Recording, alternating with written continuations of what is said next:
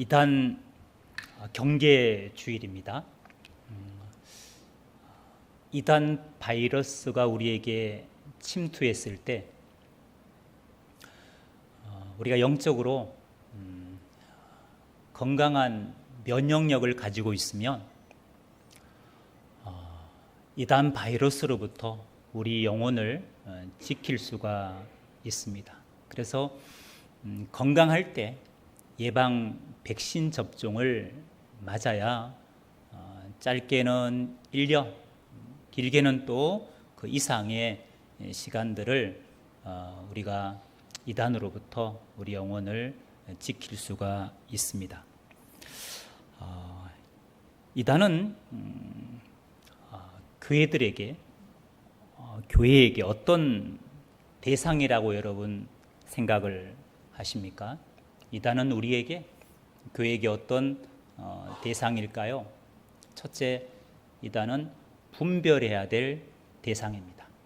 요한일서 4장 1절의 말씀에 사랑하는 자들아 영을 다 믿지 말고 오직 영들이 하나님께 속하였나 분별하라. 많은 거짓 선지자가 세상에 나왔음이라고 말씀하셨습니다.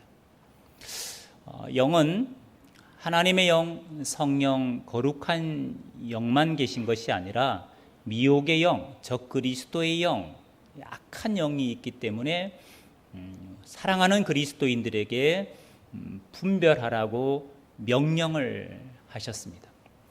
그래서 이단을 분별하는 것은 교회 입장에서는 선택의 문제가 아니라 이제는 필수가 되었습니다. 두 번째, 이단은 돌이켜야 될 대상입니다. 즉 이단을 바라보는 우리의 시선이 그 사망의 음침한 골짜기에서 돌이켜야 될 선교지요, 선교의 대상으로 교회는 바라봐야 된다는 이야기입니다. 야고보서 5장 19절 20절에는 진리를 떠나서 미혹된 길에 있는 자들을 그 미혹된 길에서 돌이키는 것은 그 영혼을 사망에서 구원하는 일이고 그들의 허다한 죄를 덮어주는 것이라고 말씀하셨습니다. 그래서 이단을 바라보는 우리의 시선이 징그러운 벌레, 이게 아니고 불쌍한 영혼으로 구원해야 될 선교의 대상으로 바라보면 좋을 것 같습니다. 셋째, 이단은 대적해야 될 대상입니다. 베드로전서 5장 8절 9절에 근신하라 깨어라 너희 대적 마귀가 우는 사자같이 두루 삼킬 자를 찾기 때문에 너희의 믿음을 굳건하게 해서 그를 대적하라, 즉 마귀를 대적하라고 말씀하셨습니다. 이단은 회피의 대상이나 피하는 대상이 아니죠. 우리가 무장해서 저들을 대적해야 되고 저들이 정통교회를 피하게 만들어줘야 됩니다. 네 번째, 이단은 주님 오실 때까지 공존하는 대상입니다. 많은 분들은 이단이 이 지구상에서 박멸되었으면 좋겠다. 특별히 신천지로 인한 피해자들이 부산에도 참 많습니다. 저희 공동체에도 신천지 피해 가족들이 함께 계십니다. 이분들의 소원이 있습니다. 빨리 신천지가 박멸됐으면 좋겠습니다. 안타깝지만 교회는 이단을 박멸할 수 있는 힘이 없습니다. 요한계시록 19장 11절부터 20절까지 말씀을 보니 재림하시는 예수님께서 이 짐승과 거짓 선지자를 유황 불붙는 못에 던지시는 장면이 나옵니다. 교회는 주님 오실 때까지 이단을 분별하고 무장해서 대적하고 싸워야 되는 역할이지, 박멸은 주님이 오셔서 유황 불못에 던진다는 것을 기억하셔야 됩니다. 그래서 우리는 주님 오실 때까지 이단과 교회는 공존할 수밖에 없습니다. 여러분, 성경 66권 중에 이단들은 어떤 성경을 강조할까요? 이단들은 어떤 성경을 강조할까요? 어떤 성경을 강조할까요? 요한계시록을 강조합니다. 특별히 요한계시록을 이단들이 공히 강조하는 이유가 있습니다. 바로 종말론 때문에 그렇습니다. 극단적 종말론, 시한부적 종말론을 그들은 가르치기 때문이에요. 시한부 종말론은 크게 두 가지입니다. 예수님이 재림하시는 날짜를 맞추는 시한부 종말론자들이 있습니다. 몇 년, 몇 월, 며칠 이렇게. 과거의 다미 선교회 같은 집단이죠. 이장림 목사가 주도한 다미 선교회. 이름만 봐도 장님 아닙니까? 소경이 뭘 인도하겠습니까? 그렇죠? 근데 많은 분들이 그 날짜, 시한부 종말론자가 주장하는 말에 모든 인생을 걸고 자기 재산을 걸었다가 실패를 맛보게 되었죠. 또 하나 시한부 종말론자는 바로 숫자에 맞춘 시한부 종말론자입니다. 요한계시록에서 14만 4천, 이게 이제 신천지 같으면 자기 집단이 실제 14만 4천 명만 구원받는다, 요 사람만 구원받는다, 거기 우리가 들어가야 된다, 그 숫자가 채워지면 마치 예수님이 재림할 것처럼 유혹을 합니다. 다 극단적인 종말론자들입니다. 그래서 우리가 오늘 계시록을 좀 살펴보고자 하는 겁니다. 이제 신천지가 계시록을 어떻게 구체적으로 왜곡해서 가르치는지 몇 가지를 살펴보도록 하겠습니다. 자, 네.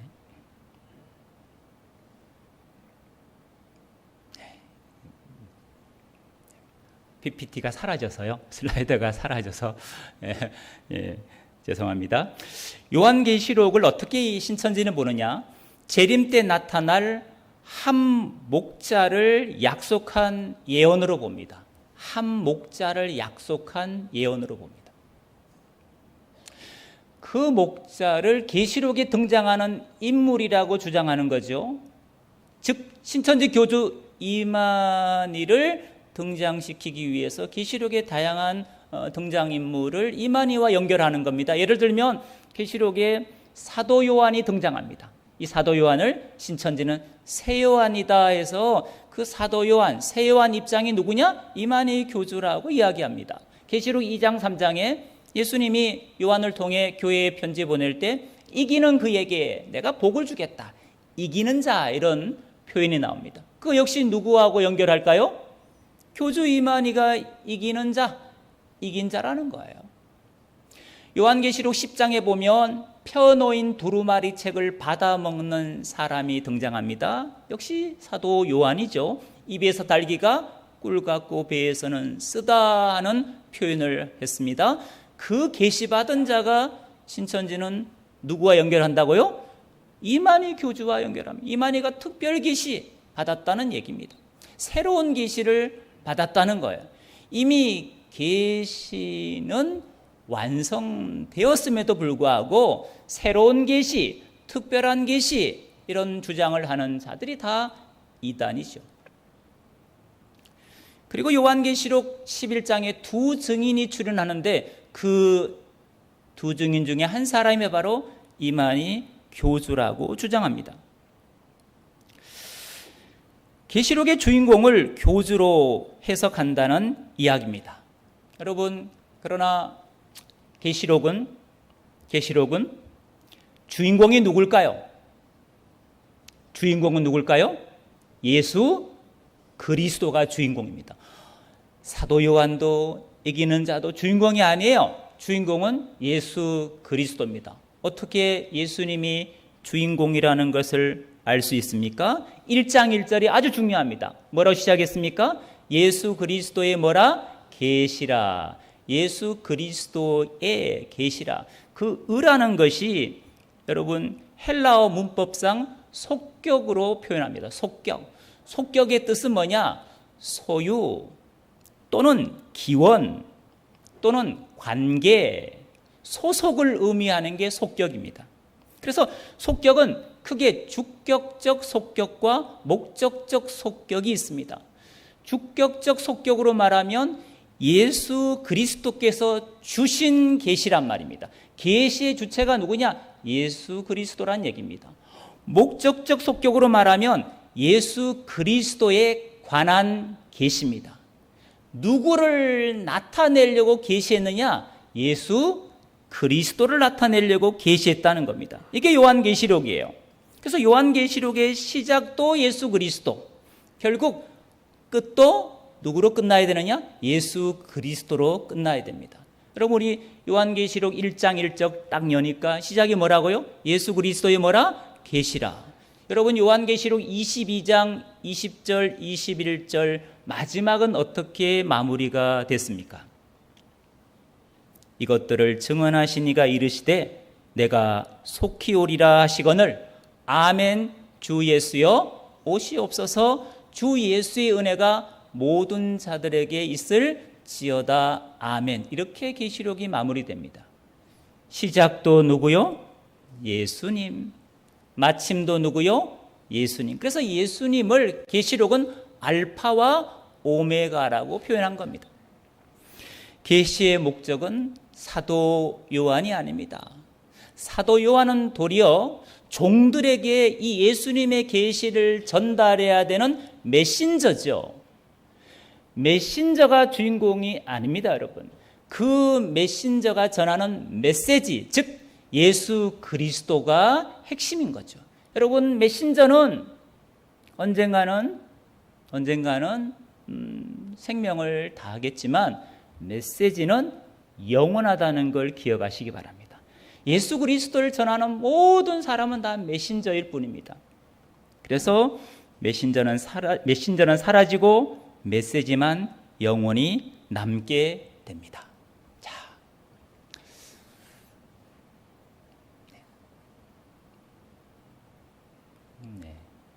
죄송합니다. 위에서 슬라이드를 넘겨주셔야 될 것 같습니다. 이게 안 맞아서 그렇습니다.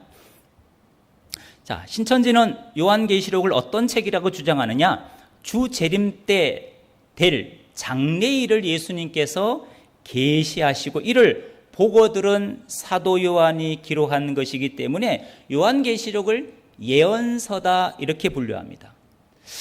그러므로 신천지는 요한계시록을 예언서지 서신서가 아니다고 부정합니다.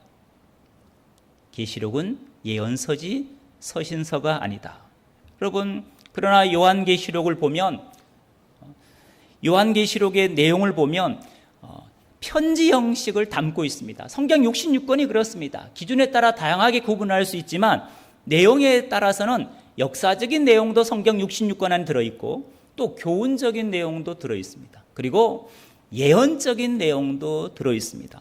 형식을 따라 구분하자면 인물을 중심으로 하는 전기 형식이 있고 편지이기 때문에 서신 형식도 포함이 되어 있습니다. 흔히 요한계시록을 예언서로 구분하지만 좀 더 구체적으로 말한다면 서신서, 편지 형식을 가진 예언서이면서 장르상 묵시문학, 계시문학에 포함이 됩니다. 이걸 기억해 두시면 좋겠습니다. 요한계시록은 서신, 편지 형식을 가진 예언서이면서 묵시문학으로 분류가 된다는 거죠. 자, 성경 요한계시록 1장 4절을 보겠습니다.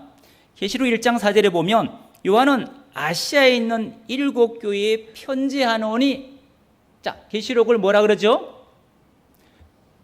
교회에 뭐 한다고요? 편지한다, 서신이란 얘기입니다. 이단 신천지는 계시록은 서신이 편지가 아니라고 주장하기 때문에 지금 말씀드리는 거예요. 계시록은 교회에 보낸 편지입니다. 서신입니다. 자, 1장 3절을 보면 이렇게 말합니다. 넘겨주세요. 이 예언의 말씀을 읽는 자와 듣는 자와 그 가운데 기록한 것을 지키는 자는 복이 있나니 때가 가까움이라. 자, 요한계시록을 예언의 말씀이라고 표현했습니다. 예언의 내용이 맞습니다. 자, 1장 1절을 보면 이렇게 기록이 있습니다. 예수 그리스도의 계시가 묵시입니다. 그래서 묵시문학, 계시문학이라 말하는 겁니다. 서신의 형식을 가진 예언서임에서 계시문학, 묵시문학입니다. 신천지는 요한계시록이 어떤 책이라고 주장하느냐 하면 장래일을 사도 요한이 기록한 예언이라고 말합니다. 넘겨주십시오. 자, 문제는 어떤 예언이라고 주장하는지 여러분 귀를 기울여 주시면 좋겠습니다. 미리 옛자 말씀 언자, 요한계시록을 미래사를 기록한 장래사를 미리 말한 예언이라고 신천지가 주장을 합니다. 장래사를 미리 기록한 예언. 그러나 여러분, 이 미리 옛자만 있는 게 아니고 옛자는 미리 옛자와 통용되는 한자가 있습니다. 바로 맡길 옛자입니다. 무슨 옛자라고요? 맡길 옛자. 맡길 옛자라는 것은 뭐냐? 요한계시록은 예수님께서 사도 요한에게 과거, 현재, 미래를 통찰하는 말씀을 맡겼다는 거예요. 요한계시록은 과거, 현재, 미래를 통찰하는 말씀을 사도 요한에게 예수님이 맡기신 거예요.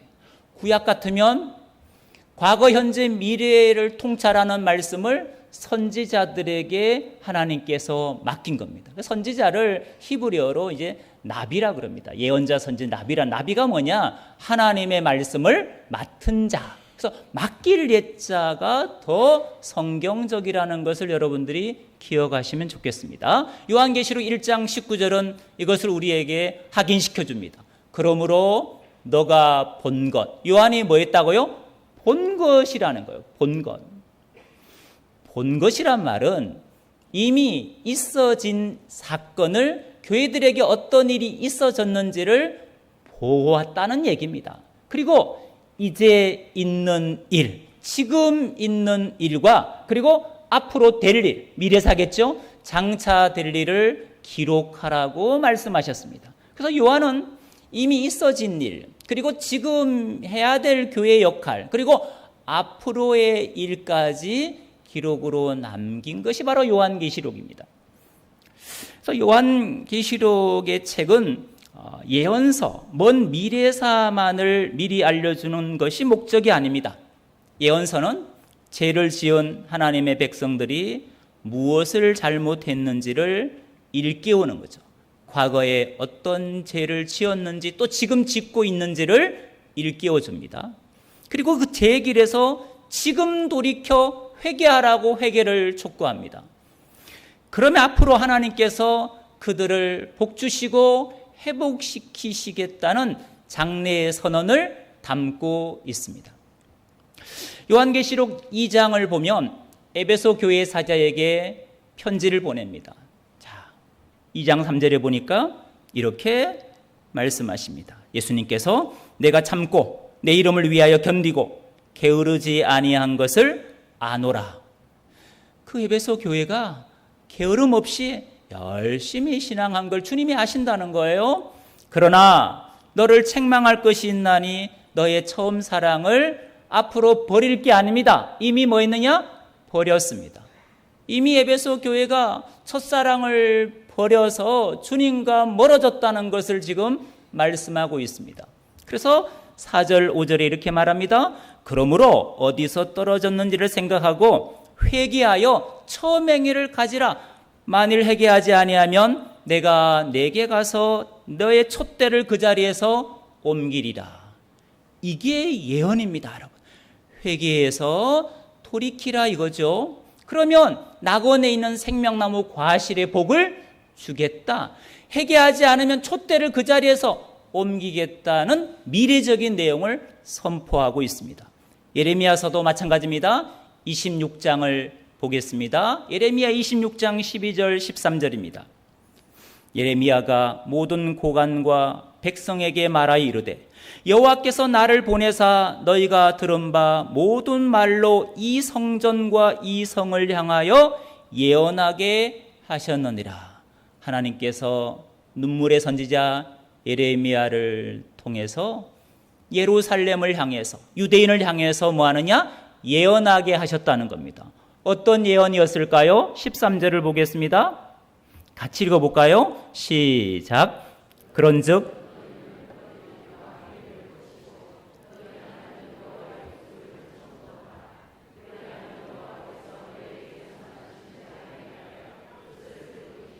아멘. 너희 길과 행위를 고쳐라. 너희가 지금 그릇된 길, 죄악의 길로 가고 있다는 얘기죠. 그리고 여호와의 말씀을 좀 지금 들으라는, 청종하라는 거예요. 그리하면 하나님께서 너희에게 선언한 재앙에 대해서 뜻을 돌이키시리라. 여러분, 이게 예언입니다. 예언. 예언은 먼 미래 사만이 아닙니다. 그래서 예언을 하고 말할 때는 과거, 현재, 미래를 통찰하는 하나님의 말씀을 선지자나 사도들에게 맡긴 예언이다. 그래서 예언 안에는 과거, 현재, 미래가 다 포함된 예언이다 하는 걸 여러분들이 잘 기억해 주시면 감사하겠습니다. 자, 요한계시록은 어떤 책일까요? 이단들의 전유물로 전락된 요한계시록의 바른 이해가 필요합니다. 우리는 요한계시록 하면 선입견을 가지고 있습니다. 크게 두 가지 선입견이죠. 계시록은 너무 어렵다. 혹은 계시록은 너무 무섭다. 이런 거죠. 이 가운데도 아마 계시록을 읽으면서 그런 마음을 혹 가지신 분이 있으리라고 생각합니다. 계시록은 왜 어려운가 할까요? 그것은 상징적인 언어를 많이 사용했기 때문에 어렵게 느껴지는 겁니다. 예를 들면 요한계시록 12장에 보면 하늘에 큰 이적, 표적이 있습니다. 해를 입은 여자가 등장합니다. 발에는 달이 있습니다. 머리에는 12별의 면류관을 쓰고 용앞에서 아이를 베어 해산의 수고를 하는 여인이 등장합니다. 여러분, 이 상상이 좀 되십니까? 무슨 만화 애니메이션에 나오는 것처럼 혹시 느껴질 수도 있잖아요. 이것들이 다 상징적인 언어들입니다. 사실 상징들은 구약이 배경이고 구약이 뿌리입니다. 그러니까 요한계시록은 어떻게 보면 구약의 배경과 뿌리를 두고 읽어가야 될 책입니다. 예를 들면 여러분, 구약에 보면 하나님께서 모세를 통해 애굽 왕 바로에게 내린 10가지 재앙이 등장합니다. 그 10가지 재앙이 요한계시록에도 다시 등장을 합니다. 그리고 포로기에 기록된, 바벨론 포로기에 기록됐던 에스겔서나 다니엘서의 표현들이 역시 요한계시록에 언급되어 있습니다. 왜? 같은 포로기거든요. 로마 제국의 박해 가운데 있는 교회의 상황이기 때문에 포로기에 기록된 성경이 서로 유기적으로 연관이 있습니다. 즉 구약의 망원경으로 요한계시록을 봐야 제대로 보인다는 말씀입니다. 그래서 구약의 상징적인 용어를 이해하는 것이 계시록 이해에 분명히 도움이 됩니다. 자, 무서운 이유는 심판의 등장이 너무 많기 때문입니다. 계시록 6장부터 예수님이 인을 떼면서 첫째 인, 둘째 인, 일곱째 인을 떼면서 재앙이, 심판이 임합니다. 그리고 일곱째 인을 떼니까 일곱 나팔이 나와서 또 재앙이 이어집니다. 일곱 나팔을 다 보니까 마지막 일곱 금대접의 재앙이 또 나옵니다. 이렇게 계속 심판 시리즈로 등장하기 때문에 무서움을 느낄 수도 있습니다. 그러나 여러분 기억하십시오. 요한계시록의 심판은 교회에 대한, 성도에 대한 심판이 아닙니다. 계시록은 철저히 악한 세상과 그 악한 세상의 권력자들, 그리고 그 악한 세상의 배후를 좌우하는 사탄 마귀에 대한 심판임을 기억하셔야 됩니다. 마치 애굽에 430년 동안 종살이하던 이스라엘 백성을 하나님께서 구원하시기 위해서 모세를 보내서 애굽이라는, 이집트라는 나라, 세상이죠. 그리고 그 애굽 왕 바로, 그 권력자, 그 애굽과 바로 왕에 대해서 10가지 재앙을 내렸지 포로로 잡혀있는 히브리인들에게 재앙을 내린 게 아닙니다. 세상에 대한 심판은, 악한 세상에 대한 심판은 교회의 구원과 직결된다는 걸 기억하시기 바랍니다. 우리가 심판의 의미를 이해하게 되면 계시록은 더 이상 두려움이 아니라 교회를 향한 용기와 희망을 주는 책입니다. 우리가 요한계시록을 꼭 읽어야 되는 이유가 있습니다. 첫 번째, 성경 전체를 잘 이해하게 됩니다. 여러분, 성경은 창세기부터 요한계시록까지가 하나님의 위대한 구속 드라마라고 표현할 수 있습니다. 그 위대한 하나님의 구속 드라마의 서막이 뭐냐? 창세기고 그 종막이 요한계시록입니다. 그럼 여러분, 우리가 영화를 볼 때 시작 부분 30분을 못 보고 마지막 끝날 때 30분을 못 보면 영화가 재미가 있습니까? 없죠. 마찬가지입니다. 하나님 역사 구속의 드라마가 어떻게 마지막에 완성이 되고 마무리되는지가 요한계시록에 담겨 있기 때문에 성경 전체를 이해하는 도움이 됩니다. 두 번째, 교회와 세상을 바라보는 눈이 열립니다. 요한계시록은 교회와 세상의 본질을 너무나 선명하게 우리에게 제시하고 있습니다. 그래서 기독교인으로서 바른 역사관, 바른 세계관을 가짐에 있어서 요한계시록은 중요합니다. 그리고 세 번째, 이단과 사이비의 미혹에 빠지지 않게 도움을 주는 것이 바로 요한계시록입니다. 여러분, 교회사를 보면 이상한 것이 정통교회에서는 계시록을 잘 가르치지 않았고 오히려 이단과 사이비 집단들이 계시록을 더 많이 열심히 가르쳤다는 것입니다. 정통교회는 계시록이 위험한 성경인 것처럼 조심조심한 것이 너무 지나쳤다는 이야기입니다. 그래서 많은 이단들이 계시록을 자기 입맛에 맞게 자기 주장을 합리화하고 정당화하는 도구로, 즉 악용했다는 이야기입니다. 계시록을 모르면 이단의 미혹에 넘어가거나 아니면 이단의 주장에 우리가 답변을 못해서 벙어리 냉가슴 앓듯이 답답해 줄 수가 있습니다. 계시록을 바르게 하는 것은 이단으로부터 우리를 지키는 예방 백신입니다. 자, 요한계시록을 우리가 전체 1장부터 22장을 다 말씀드리긴 어렵지만 계시록을 이해하는 아주 중요한 구조가 있습니다. 주제를 이해하고 구조를 이해를 해야 됩니다. 계시록에는 구조 파악의 열쇠가 되는 헬라어 단어가 하나 나옵니다. 엔 푸뉴마트라는 단어입니다. 엔이란 말은 뭐뭐 안에 이 말입니다. 푸뉴마는 이제 성령을 말하죠. 그럼 이제 직역하면 성령 안에서, 이게 이제 엔 푸뉴마트죠. 다른 말로 표현하면 성령으로 아니면 성령에 감동되어 같은 의미입니다. 이게 계시록에 4번 나옵니다. 1장 10절, 4장 2절, 17장 3절, 21장 10절에 등장합니다. 요한계시록의 구조를 보시면 서론, 본론, 결론, 이렇게 구조를 나눌 수 있습니다. 그 본론 안에 성령으로, 성령에 감동되어 사도 요한이 4가지 환상을 보게 됩니다. 1환상, 2환상, 3환상, 4환상을 보게 됩니다. 1환상은 7 금촛대의 환상입니다. 2환상은 7인, 7 나팔, 7 대접의 심판에 관련된 환상입니다. 3환상은 큰 성 바벨론 음녀에 대한 환상을 보게 되고, 마지막 4환상은 거룩한 성 새 예루살렘의 환상을 사도 요한이 성령에 감동되어 보게 됩니다. 자, 이 본론에 나오는 4가지 환상의 주제가 있습니다. 넘겨주시면요. 자, 7 금촛대의 주제는 뭐냐? 교회입니다. 7인, 7 나팔, 7 대접의 심판의 주제는 세상입니다. 세상을 향한 심판이란 이야기입니다. 큰 성 바벨론은 역시 세상에 대한 심판을 담고 있습니다. 마지막 거룩한 성 새 예루살렘의 환상은 교회에 대한 환상입니다. 자, 같은 것을 묶어볼까요? 1환상과 4환상의 주제가 뭡니까? 교회입니다. 다른 점이 있다면, 차이점이 있다면 1환상의 교회는 지상교회입니다. 지상교회는 언제나 영적인 싸움을 해야 되는, 그리고 싸워 이겨야 되는 전투하는 교회로 묘사했습니다.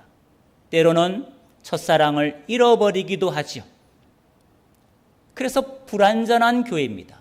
오늘날 우리 교회의 모습을 담고 있습니다. 그러나 사환상의 거룩한 성 새 예루살렘으로 상징한 교회는 그렇지 않습니다. 불완전하지 않습니다. 완성된 승리한 교회이기 때문에 그렇습니다. 불완전한 교회가 결국 완전한 교회로 세워지게 된다는 것을 말씀하고 있습니다. 자, 이 환상과 삼환상 역시 주제가 세상입니다. 세상. 차이가 뭘까요?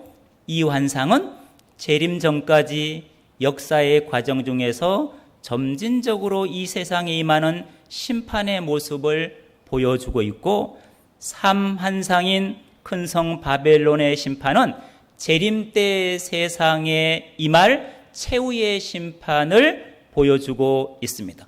악한 세상은 결국 심판받아 끝난다. 그러나 교회는 영원히 서게 된다. 이게 요한계시록의 주제입니다. 이 주제에서 벗어난 얘기를 하는 것은 사이비 이단인 겁니다.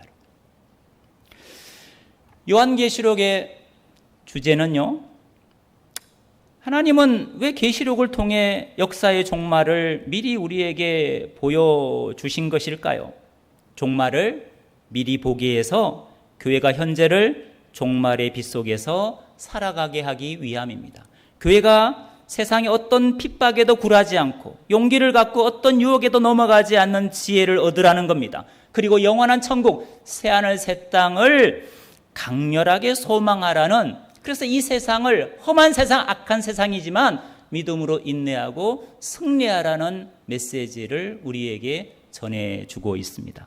또한 요한계시록에서 사도 요한이 반모섬에서 마음을 둔 최고의 관심사는 바로 예배였습니다. 요한이 언제 환상을 봤을까요? 계시록 1장 9절에 보니까 주의 날, 주일날 예배를 드리다가 그 사로잡힌 자 중에 예배드리다가 환상을 경험하신 분이 바로 사도 요한이었습니다. 살아계신 하나님께 대한 응답이 예배입니다. 지금 우리가 사는 이 시대는 예배하기가 좋은 시대는 아닙니다. 아니, 그런 시대는 사실 존재하지 않았습니다. 예배하기 좋은 시대는 없었습니다.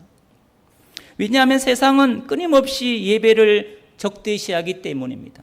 마귀가 예배를 증오한다는 말입니다. 계시록이 분명히 보여주는 것이 예배는 정말 부적합한 조건 아래서 수행할 수밖에 없는 성도의 하나님께 대한 응답이라는 것입니다. 어떤 그리스도인은 예배하다가 죽음을 맞이했습니다. 요한은 우리로 하여금 믿고 순종하는 가운데 하나님의 임재 안으로 들어가게 해주려는 열망을 계시록에 담아 놓았습니다.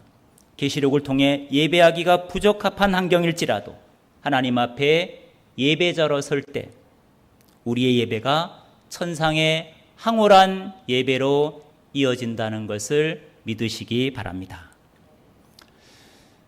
마지막으로 이단을 분별하는 기준이 있습니다. 성경 66권을 뼈대만 집약한 것을 우리는 교리라고 말합니다. 우리 정통교회는 7대 교리를 이미 여러분도 배웠고 또 우리가 믿고 우리가 확신하는 겁니다. 계시론, 신론, 인간론, 기독론, 구원론, 교회론, 종말론. 문제는 건강한 종말론, 건강한 구원론에 확신을 갖고 있으신 분들은 그릇된 구원론이, 그릇된 종말론이 나에게 왔을지라도 분별할 수 있습니다. 왜? 기준이 있으니까.